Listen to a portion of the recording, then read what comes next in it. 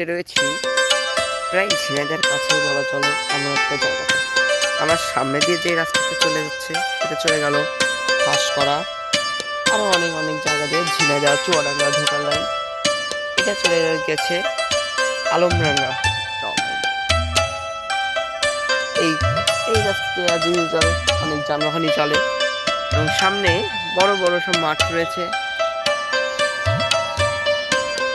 তবে এখান থেকে ঝিনাইদহের সর্বপ্রথম যে স্টেশনটা পাওয়া যায় সেটা হচ্ছে ঝিনাইদহের সুন্দরপুর রেলওয়ে স্টেশন। অনেক দূর যেতে ডিস্টেন্সটা একটু বড়, তাই বলা যায় না। এমনি তো আকাশে গুড়ি গুড়ি বৃষ্টি পড়ছে।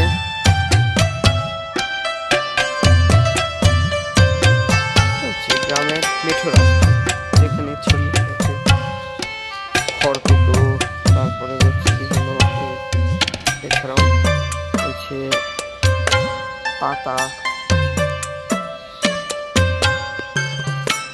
এদিকে রয়েছে সবজি, এখানে রয়েছে লাউ, রয়েছে লাল শাক, রয়েছে বেগুন, রয়েছে ঝাল, ধনেপাতা, কুমড়ো, আর রয়েছে আমড়া গাছ। তো কালকে এই রাস্তা দিয়ে আমরা ঝিনাইদহ যাব হরিণাকুণ্ড থানার ভেতর দিয়ে। তো যদি সময় সুযোগ পাই তাহলে সেই ব্লগটাও আপনাদেরকে উপহার দিতে পারি।